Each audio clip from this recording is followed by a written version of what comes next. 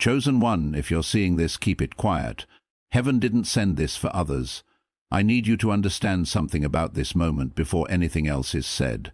You did not arrive here casually.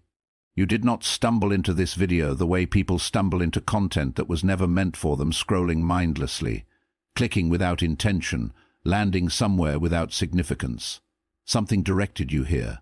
Something that operates at a level beneath the algorithm, beneath the recommendation engine, beneath every ordinary explanation for why a person ends up in a specific place at a specific moment.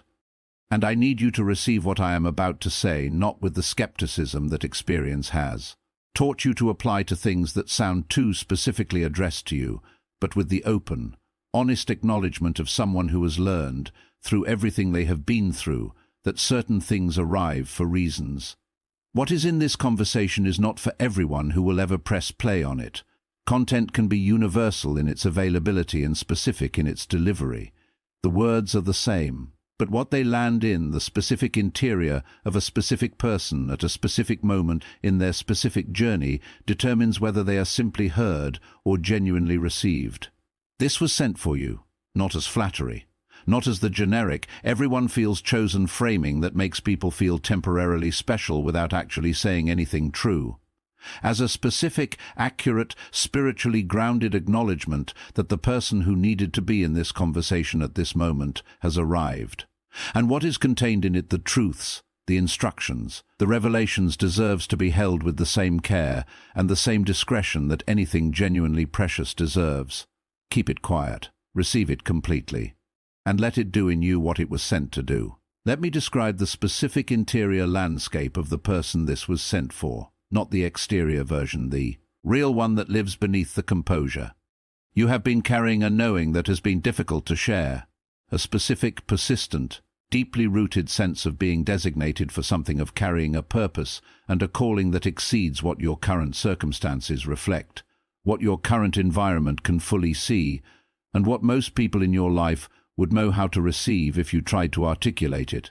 And because it has been difficult to share, because the few times you have tried to express it, the response was either dismissive or misunderstood, or simply too small for what you were trying to convey, you have learned to carry it privately, to hold the knowing in the interior, where it lives as both your greatest source of strength and your greatest source of loneliness simultaneously. The strength comes from the certainty. There is something about genuinely knowing your calling, about having a sense of purpose that has survived. Every difficulty this season has thrown at it that provides a foundation that nothing external can fully remove. The loneliness comes from the isolation of that knowing, from being in environments that cannot fully see what you carry, from the specific quiet ache of having something significant living inside you that has not yet found its full expression in the visible world. And underneath both of those things, beneath the strength and the loneliness, is a question you have been carrying for longer than you would like to admit. Why is it taking so long? Not a crisis of faith, not the absence of belief. Just the honest, human, completely legitimate question of why the journey between the knowing and the arrival has been as long and as costly as it has been.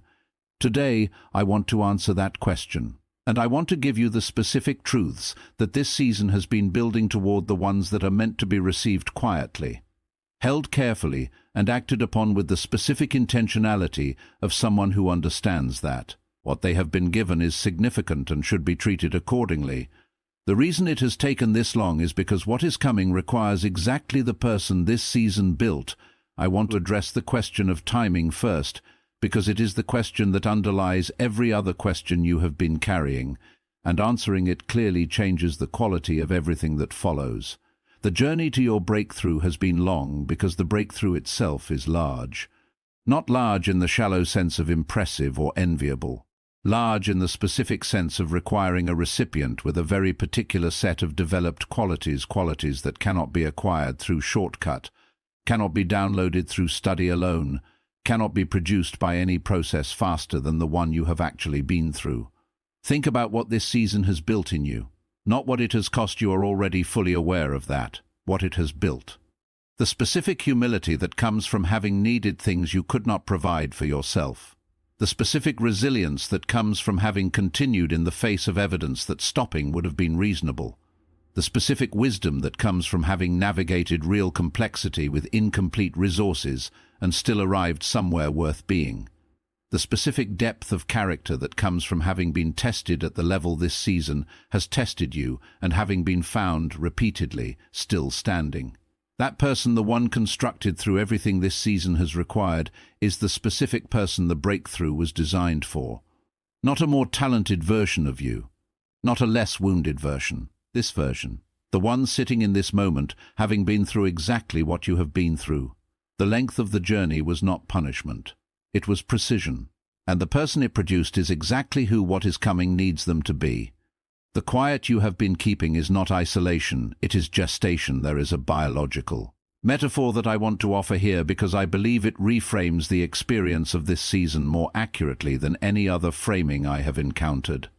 Gestation is the process in which something significant is formed in a hidden, protected space before it is ready to be revealed. It is not visible from the outside. It does not announce its progress. It cannot be rushed by external pressure or accelerated by impatience. It simply proceeds at the rate that the thing being formed requires, and it does so in the quiet, contained, protected environment that formation demands. The quiet you have been keeping, the interior life you have been living, the private development you have been experiencing, the growing clarity about your calling that has been forming in the hidden space of this season is gestation, not isolation, not the absence of connection or community or the good things that relational life provides. The formation of something significant, the quiet, unhurried, precisely paced construction of a person, a vision, and a readiness that will eventually be brought out into the visible world, not prematurely. Not in the half-formed state that premature revelation always produces, but in the fullness that the gestation process was designed to create. The quiet has not been wasted. It has been productive in the deepest sense. And what it has been producing is nearing the point of revelation. Not everyone in your life is meant to know what you are carrying, and that is not betrayal. This truth requires a specific kind of courage to receive because it feels, at first, like permission to be secretive or withholding in relationships that deserve your authenticity. It is not that. It is the honest acknowledgement that different people in your life carry different levels of capacity to receive, hold, and appropriately respond to what you are carrying. And the most loving thing you can do for both yourself and for them is to be discerning about what you share. With whom, rather than sharing universally and then experiencing the damage that universal sharing of sacred things consistently produces. What you are carrying is not secret in the sense of being shameful or hidden out of fear. It is private in the sense of being precious, in the sense of deserving the specific.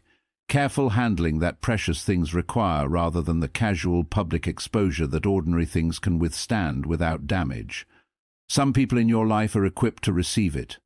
They have demonstrated, through their track record, through how they have responded to your vulnerability in the past, through the quality of care they bring to what you entrust them with, that they can hold what matters to you without dropping it, without unconsciously redirecting it, without responding to your significant things with the dismissiveness or the competitive minimizing that unequipped people cannot help but produce. Share with those people, freely, fully, with the trust that their track record has earned. Protect what is sacred from people whose track record has shown you, however lovingly, that they are not yet equipped to hold it. That protection is not betrayal, it is wisdom. And wisdom, applied to what is most precious, is one of the most important acts of stewardship available to a chosen person. Heaven sends personal messages through universal channels, and discernment is what makes them personal. I want to address something that might have been a quiet question in the background of this conversation since its opening. How can a message sent to many people be specifically for one? The answer is simpler and more profound than it might initially appear.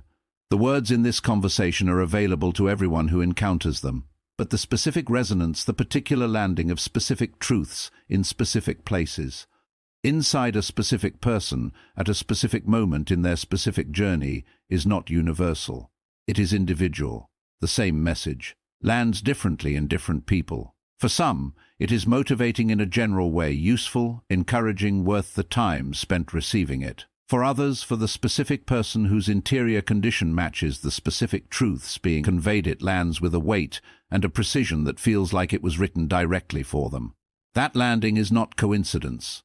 It is the intersection of a message and a moment, the alignment of what was communicated with what was needed by a person whose need created the specific receptivity that makes the personal delivery possible. You are not imagining it. The specific things that have been landing in specific places as you receive this conversation, the truths that felt not just true in general, but true about you specifically, are landing that way because they were sent for the person you are. Your discernment of that specificity is itself a form of the wisdom this season has developed in you. Receive it as what it is: personal, specific, sent. The assignment you are carrying is larger than your comfort, and that is why it has required this much core. Is a truth that I want to offer as both explanation and as encouragement, because it functions as both. The reason the preparation for your calling has been as extensive and as costly as it has is directly proportional to the size of the assignment that calling involves. Small assignments require small preparation. They are accessible without extended seasons of development.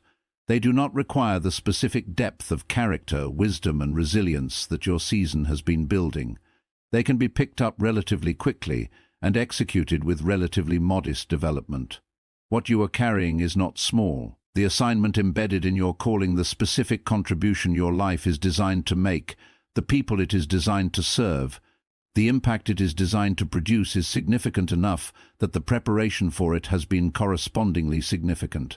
This is not meant to inflate your sense of self-importance. It is meant to provide the most accurate possible explanation for why this has taken as long as it has and cost as much as it has.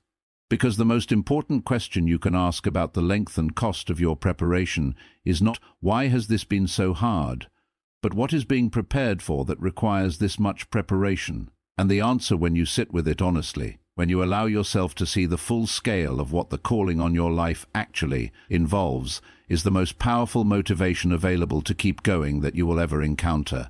Silence about your breakthrough protects it during its most vulnerable stage, the breakthrough you are moving toward, the visible manifestation of the far. Calling that has been developing through this entire season has a specific vulnerability that most people never think about until they have experienced its cost. New breakthroughs are fragile. Not in their essence, the calling itself is not fragile, but in their early, just becoming visible expression. In the phase when they have broken through the surface but have not yet established the kind of root system that allows them to withstand the weight of public exposure. When a breakthrough is announced before it is established, when the early signs of it are shared before the foundation is solid, it gets exposed to forces that the tender, early breakthrough cannot yet withstand. The doubt of people who cannot yet see what you see. The well-meaning but dampening effect of those whose vision is smaller than what you are building. The specific, invisible but real energy of people whose own unmet desires create a subconscious orientation against your success, however much they consciously wish you well. Keep the early breakthrough quiet. Not forever breakthroughs are meant to be shared in their fullness. But in the early stages, protect it with the same instinct you would bring to anything precious and not yet fully established. Let it root. Let it develop the structural integrity that comes from establishment rather than announcement. And then when it is established enough to withstand what visibility brings, bring it into the light with the full confidence of something that has been appropriately protected and is now ready to be fully seen. The loneliness of the chosen path is the price of the uniqueness of the destination. I want to speak directly to something that has probably been one of the most privately painful dimensions of this season, the specific loneliness of traveling a path that the people around you cannot fully see or walk with you. The loneliness is real. It is not the product of arrogance or the inability to connect. It is the natural, inevitable experience of someone moving toward a destination that their current environment cannot yet perceive and therefore cannot fully accompany them toward. Every person who has ever traveled a genuinely significant path has experienced this loneliness. It is not evidence that something has gone wrong with your journey or your relationships. It is evidence that your path is specific enough to your calling that it cannot be fully shared with people whose calling leads somewhere else. But here is what I want you to hold alongside the acknowledgement of the loneliness. It is not permanent. The destination you are moving toward, the place where your calling meets its full expression, will bring you into community with people who see what you see, who have traveled their own version of the path you have been traveling, who understand from the inside what the lonely middle of a significant journey feels like, and who are therefore capable of the specific quality of companionship that your journey has been lacking. Those people are coming. They are at the destination. And the loneliness of the path does not follow you to the place where the path leads. Keep going. The community is at the destination. What you guard now determines what you have the capacity to share later. There is a stewardship principle that I want to articulate clearly because it directly addresses the question of why guarding what is precious matters, not just for the immediate protection of what is being built, but for the long-term capacity to share it generously once it is established. What you guard during the building season is what you have the capacity to share during the harvest season. And the reverse is equally true. What you give away prematurely during the building season is not available for sharing during the harvest.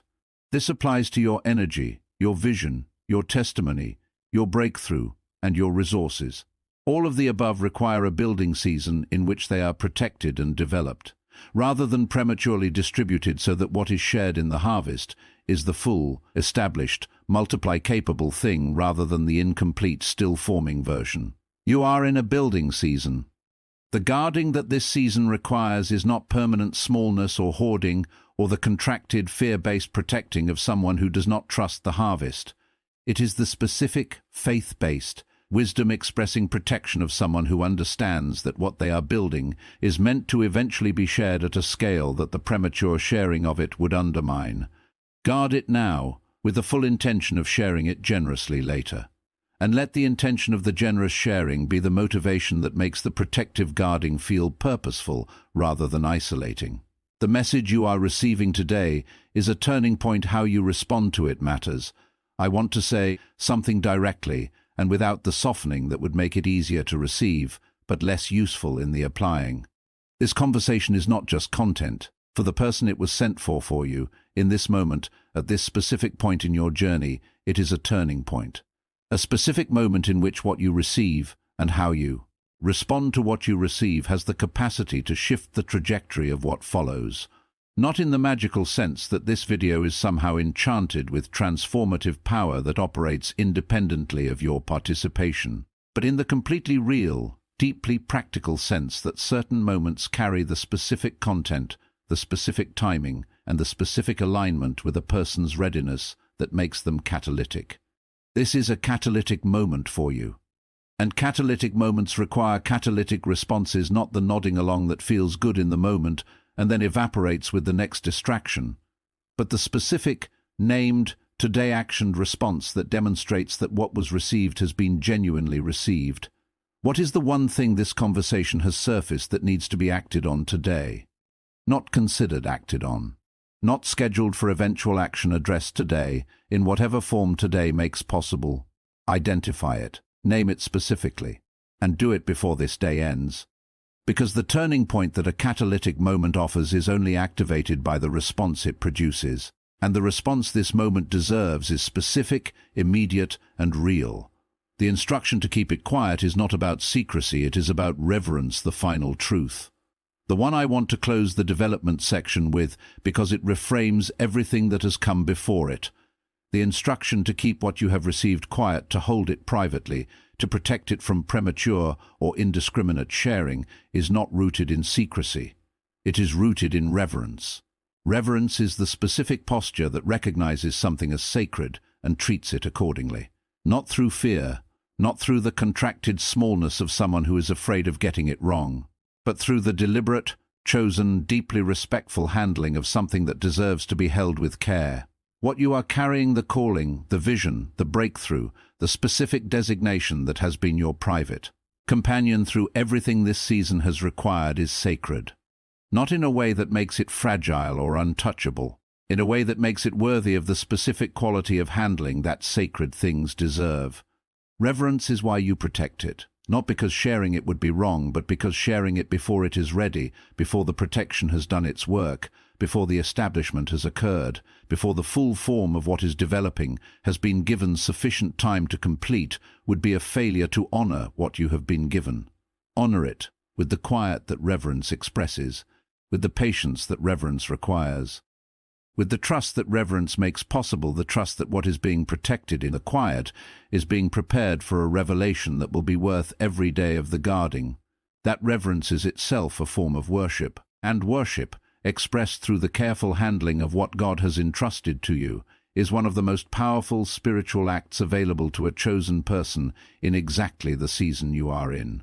I want to close this conversation at the most honest and most important place available to me, with the specific acknowledgement that this season has been harder than you have let on to most people, that the combination of the knowing and the waiting and the loneliness and the cost has been carried with a dignity that has not gone unnoticed, even when it felt entirely unwitnessed, and with the specific, unambiguous, completely grounded declaration that everything this season has required of you has been producing something, not theoretically, actually. The person you are today, the one who has maintained the knowing through the difficulty, who has kept the vision alive through the seasons that argued against it, who has guarded what is precious without fully understanding yet what the guarding is preparing for, is the specific, fully equipped, exactly right person for what is coming. Not a more polished version, not a less wounded version, this version, the one formed through exactly this journey. What was sent in this conversation was sent for that person, for the specific interior condition of someone at exactly this stage of exactly this journey, for the questions that have been running quietly in the background, for the loneliness that has been quietly present, for the faith that has been sometimes barely, sometimes overwhelmingly, but always actually present.